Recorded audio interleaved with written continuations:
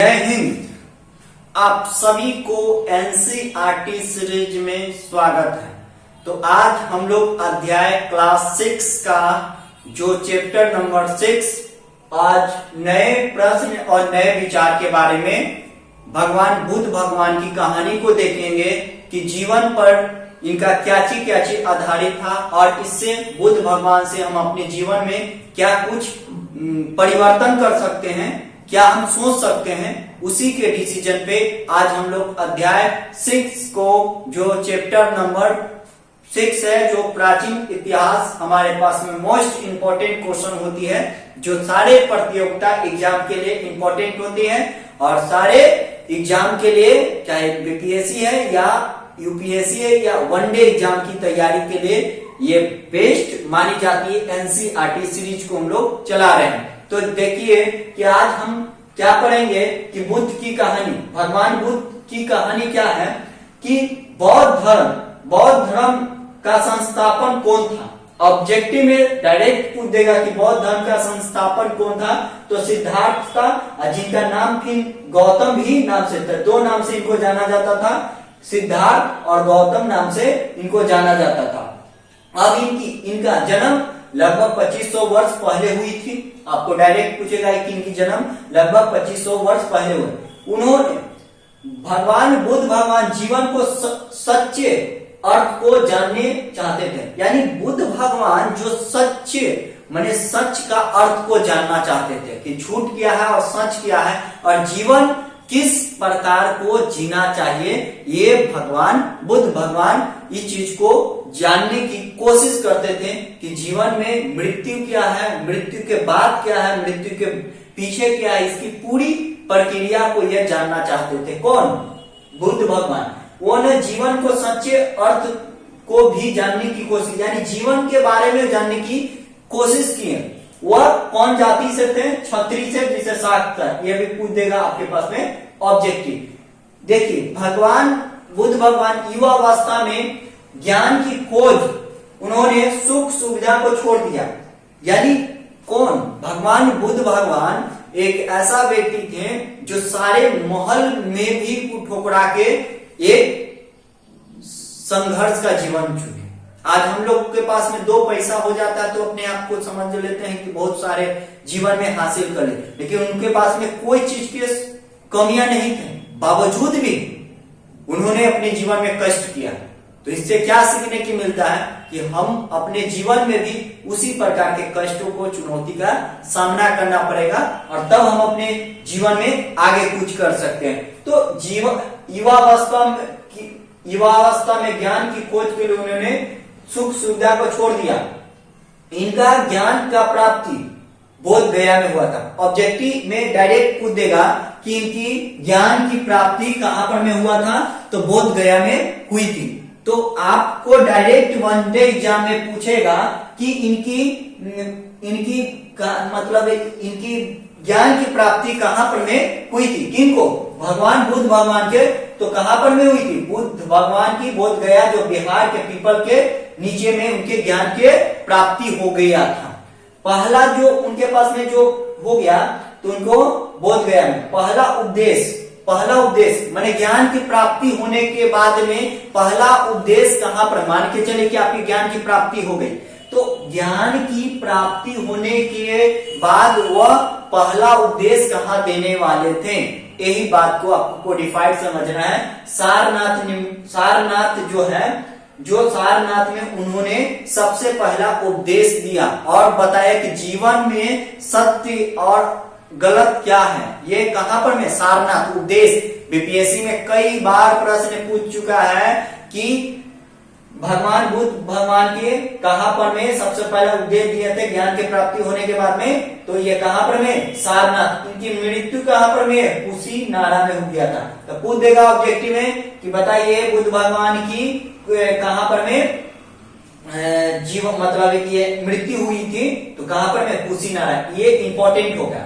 अब देखिए बुद्ध की शिक्षा जीवन के कष्टों से, दुख से भरा हुआ था। यानी भगवान जो बुद्ध भगवान थे ना, उनके भी जीवन में कष्ट था, उनके जीवन में क्या बोला है कि बुद्ध की शिक्षा जीवन में कष्टों से दुखों से भरा हुआ था। उनके जीवन में बहुत सारी कठिनाई आई, बावजूद भी अपने संघर्ष को रहने और बावजूद उन लोगों के हित के लिए सोचे। अगर अपना हित के लिए रहते ना तो कब से। इसीलिए जो व्यक्ति संघर्ष करता है उसी का नाम होता है, जो व्यक्ति संघर्ष नहीं करेगा उसका व्यक्ति का नाम मिट जाएगा। तो इसीलिए अपने जीवन में कर्म करिए, संघर्ष करिए और आगे बढ़िए। तो बुद्ध की शिक्षा जीवन में कष्टों से दुखों से भरा हुआ था।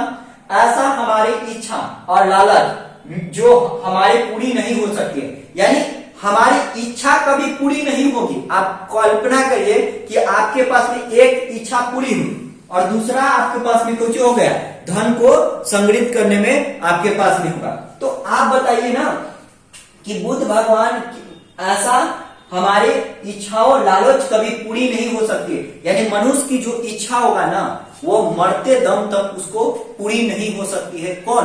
भगवान बुद्ध भगवान कहें कि आपकी इच्छा आपकी डिप्रेशन का शिकार होता है। आप इच्छा इतना ना पाल लेते हैं ना कि कुछ कहा नहीं। तो आपकी इच्छा को मौन करिए और अपने कर्म पर भरोसा रखिए और आपके पास में। तो इसीलिए भगवान बुद्ध भगवान कहते हैं कि बुद्ध की शिक्षा जीवन में कष्टों से दुखों से भरा हुआ था। ऐसा हमारे इच्छाओं लालच हमारे कभी पूरी नहीं हो सकती है।